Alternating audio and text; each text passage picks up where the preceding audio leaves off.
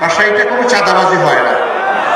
এখানকার মানুষ ভদ্র, এখানকার মানুষ বিনয়ী, এখানকার মানুষ সৎ। কেউ চাঁদাবাজি এখানে করে না, ঠিক না? এখানেও চাঁদাবাজি হয়, এখানেও ফুটপাত দখল হয়, হাট বাজার, বালুমহাল, জলমহাল, বিভিন্ন যানবাহনের স্ট্যান্ড, সবগুলাতে দখলদারি হয়। তাহলে আমাদের এই শহীদদের রক্তের প্রতি এইটাকে ভালোবাসা, এটাকে সম্মান।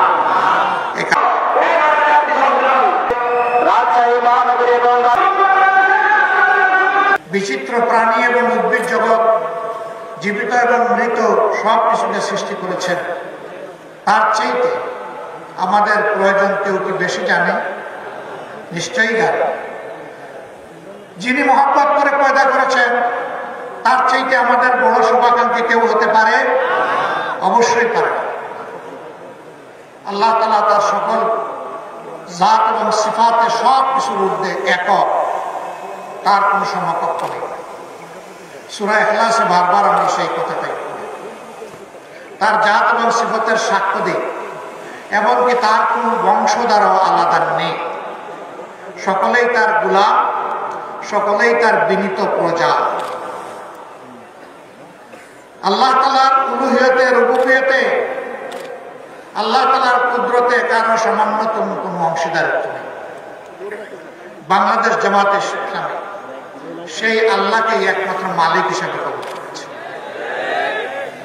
আমাদের অপরাধ, আমরা কেন বললাম যে সমস্ত ক্ষমতার মালিক একমাত্র আল্লাহ তাআলা, সার্বভৌমত্বের একমাত্র অধিকারী আল্লাহ। বিগত সরকার এই অপরাধে নির্বাচন কমিশন থেকে আমাদের নিবন্ধন কেড়ে নিয়েছে। তারা আল্লাহর সার্বভৌমত্ব মানে না। তারা মনে করেছিল নিজেই সার্বভৌম। সার্বভৌম মানে সর্বময় ক্ষমতার মালিক। তো এত ক্ষমতার মালিক তো দেশ ছেড়ে পালালেন কেন? আমি আশা করি 5 তারিখের পরে রাজশাহীতে কোনো চাঁদাবাজি হয় না। রাজশাহীতে কোনো চাঁদাবাজি হয় না। এখানকার মানুষ ভদ্র, এখানকার মানুষ বিনয়ী, এখানকার মানুষ সৎ। কেউ চাঁদাবাজি এখানে করে না, ঠিক না? এখানেও চাঁদাবাজি হয়, এখানেও ফুটপাত দখল হয়, হাট বাজার, বালুমহাল, জলমহাল, বিভিন্ন যানবাহনের স্ট্যান্ড, সবগুলাতে দখলদারি হয়। তাহলে আমাদের এই শহীদদের রক্তের প্রতি এইটাকে ভালোবাসা, এটাকে সম্মান। এই কাজ যারা করেন বিনয়ের সাথে তাদেরকে অনুরোধ করে এই কাজটা ছেড়ে দেন। মেহরবানি করে এই কাজটা করবেন না। আমাদের শহীদদের আত্মা কষ্ট পাবে, মানবতা অপমানিত হবে, লাঞ্ছিত হবে। বন্ধু, এই কাজটা ছেড়ে দেন ভাই, আল্লাহর রাস্তায় এই কাজগুলো ছেড়ে দেন। এই কাজ আর করবেন না। অফিস আদালতে যারা ঘুষ বাণিজ্য করেন, আবার মামলা বাণিজ্য অনেকে করেন, তাদের প্রতি আমাদের আন্তরিক অনুরোধ, ভাই কাজগুলা করিয়েন না। আমাদের শহীদদের আত্মা কষ্ট পাবে।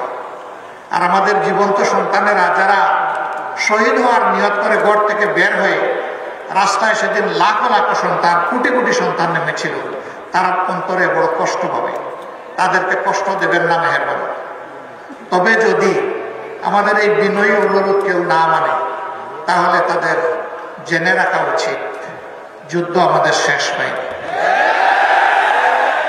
আমাদের সন্তানেরা স্লোগান দিচ্ছে এখনো, আবু সাইদ মুগ্ধ, শেষ হয়নি যুদ্ধ।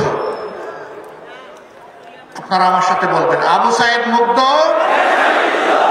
লড়াই চলবে ইনশাআল্লাহ। কতক্ষণ? যতক্ষণ না ইনসাফ এই জমিনে কায়েম। আর ইনসাফ কায়েমের গ্যারান্টি একমাত্র আল কোরআন দিতে পারে, আর কিছুই দিতে পারে। এই কোরআনিক শাসন সকল ধর্মের, সকল দলের, সকল বর্ণের মানুষের জন্য একমাত্র ইজ্জতের গ্যারান্টি। এই কোরআনের শাসন কায়েমের মধ্য দিয়ে একটা মানবিক বাংলাদেশ আমরা করতে চাই। দুর্নীতি এবং দুঃশাসন মুক্ত বাংলাদেশ করতে চাই।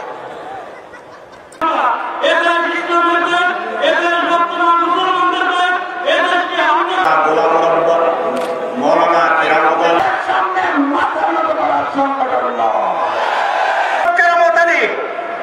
জননেতা ডক্টর মৌলানা কেরামত এই কর্মী সম্মেলন কবুল করেছেন।